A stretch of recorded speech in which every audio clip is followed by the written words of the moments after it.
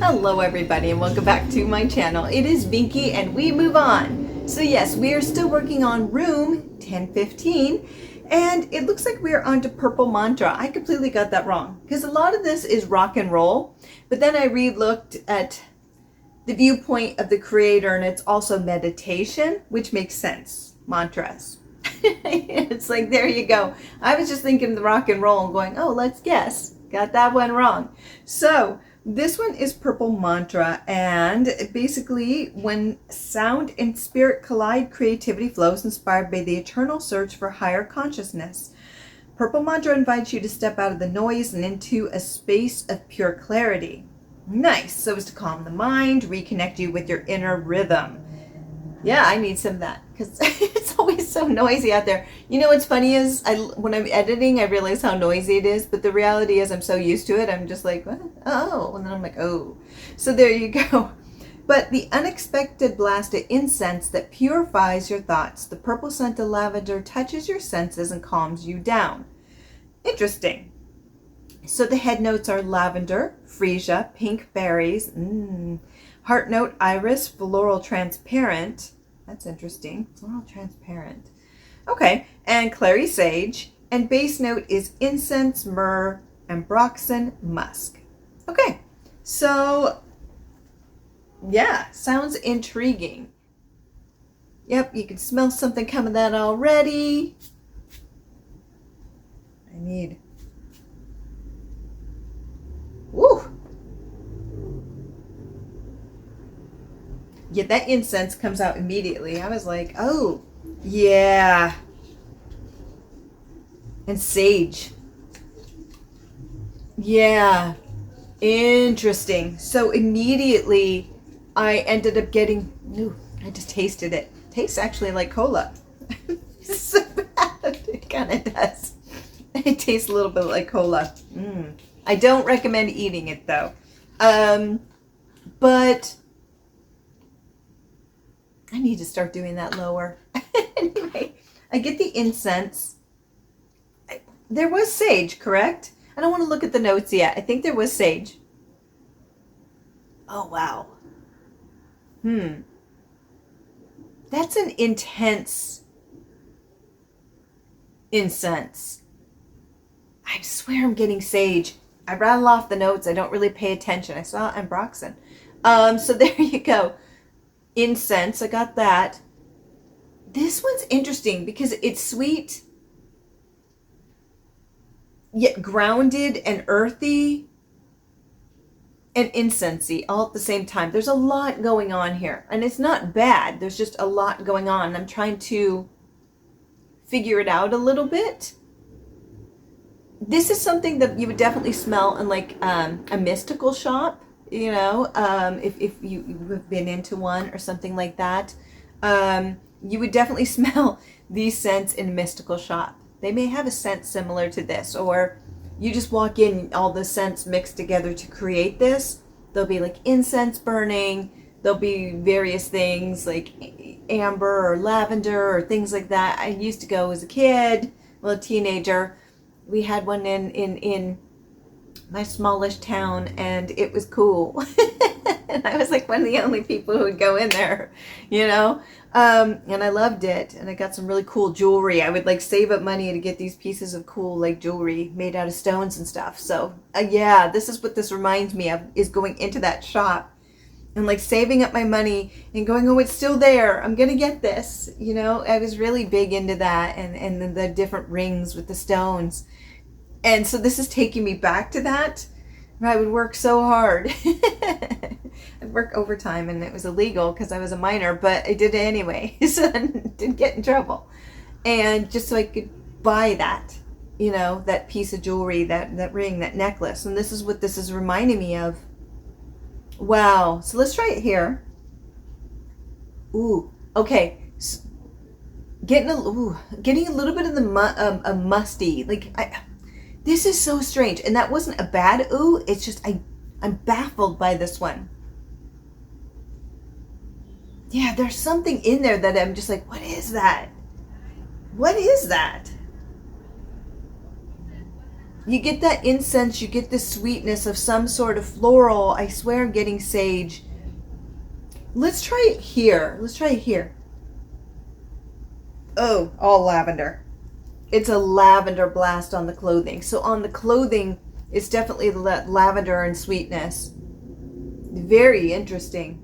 It's like a lavender and floral, while on my skin, I'm getting that incense and musk. That's what it is. It's that musk. And it's just dulling the scent a little bit, but understand my body loves musk, so I'm scared where it's going to go if it's already this intense. Freesia, pink berries, iris floral. Okay, yeah, there is sage. Okay, I was like, there's no sage in here. Where am I coming up with this? No, I definitely get that. So you get the incense and myrrh for sure. Like when you first do this, it's a big blast of just that incense, that myrrh. That's sage. I got that immediately. I was like, whoa, I'm clearing out the bad juju around here because it's just, yeah, any negativity. That guy upstairs.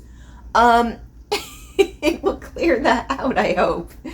Oh, I know. He's being quiet right now. If you've watched other videos, you know. He's a bull in a china shop 24/7. So, yeah. So, I'm not getting the freesia as much. It's that musk. It's a specific musk that I've smelled in zoologist perfumes. I know it's that same one. But anyway, I'm not getting the berries. I am getting a floral, but I'm not really getting exactly which floral it is. So that's what's kind of confusing me a bit. Yeah. It's like lavender and floral here, but I can't really tell which floral it is. It's just like a sweetness with floral and lavender. And then here, it's just really confusing me. But when I move together, chemistry versus this, definitely getting that myrrh and incense. That's weird. It's strange a little bit because there's that sage and like musk, and I don't know if the sage and musk work for me with that incense and floral sweetness. There's just a lot going on. But hey, what I'm gonna do is I'm gonna check back in an hour because I think this is really gonna morph. I'm like so confused by this one. It's been a while since I've been confused by a scent like this. There's just so much going on in my mind, and it's not being clear, and I wouldn't be able to meditate because I'd be focusing too much on what's going on. Oh no, so maybe it calms down a little bit. But right now it's just a lot, and it makes the mind wander. So it's doing kind of the opposite for me. But part of it is also because I'm trying to figure the scent out, which you wouldn't necessarily do if you're wearing something. You just spray it on and go, okay, and then go grab a latte. So I'm going to come back in an hour, and we're going to see where this one goes, because it's unique.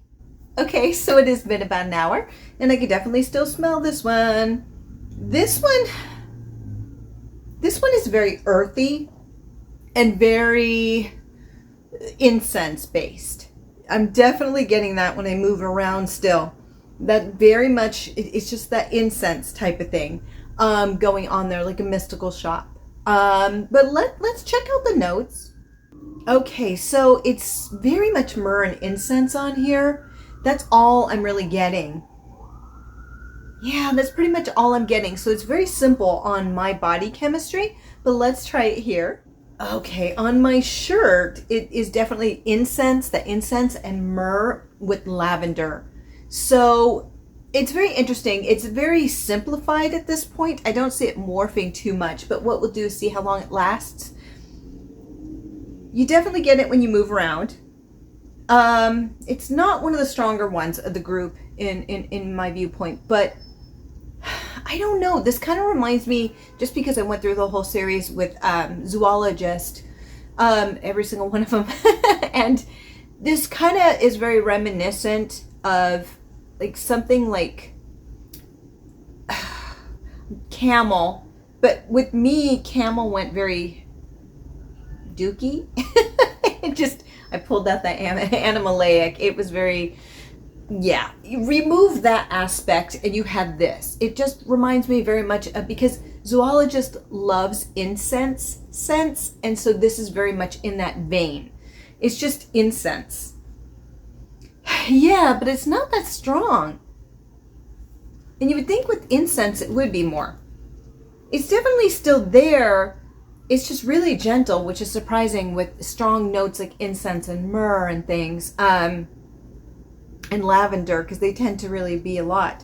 But this one's pretty delicate. It's not staying that long. But what I'm gonna do, I know this is, it's not quite as confusing. I do want to say that, because before I was like, whoa, there's a lot going on. But after like the first hour, it just mellows, and it just is. It becomes very simplified, actually. So you know, those initial notes that were kind of like, whoa, have disappeared.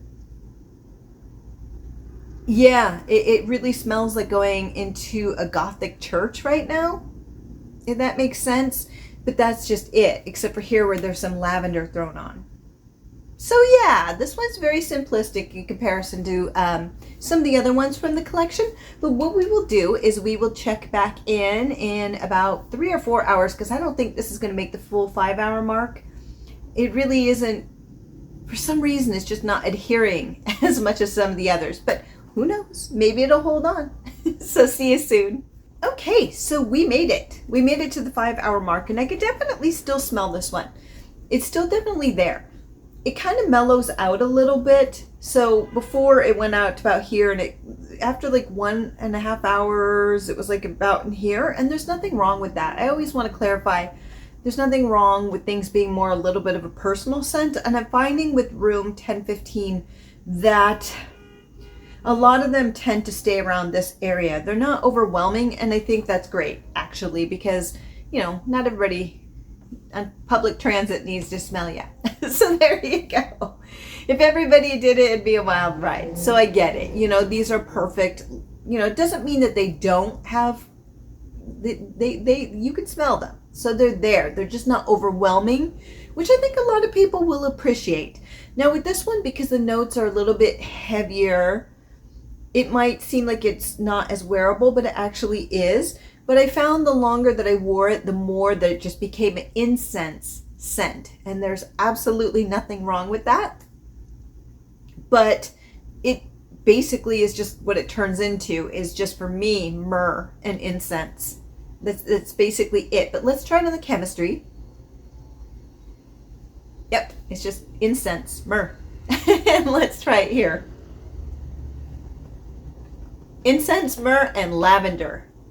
So there you go. It started out very, you could tell I was very confused by it. It was very complex. But then it just kind of, I don't know, it just became kind of something like I would smell in a shop. Like I said, if you went into a crystal shop or a mystical shop or something, and you wanted to pick up some crystals or some, you know, like alternative kind of store that has like, I don't know, like I said, crystals or incense or the macabre. You know, there's places like that where you can go and buy some interesting things there, and you would smell this exact scent there. The thing is, for me, because I used to go into those stores and sometimes do, you could find something that's very similar, I feel, with the same exact scent for a lot cheaper, if that makes sense. Now, here's the thing that I want to say. This may morph very differently on your chemistry than it does on mine. I was really concerned about the musk at first. The musk was there briefly around the 1 hour mark, but then it dissipated. And I'm getting a little bit of a hum of it, but my body loves musk scents. But for some reason, the incense kind of went, ugh, and backed it off. So there you go. Woo.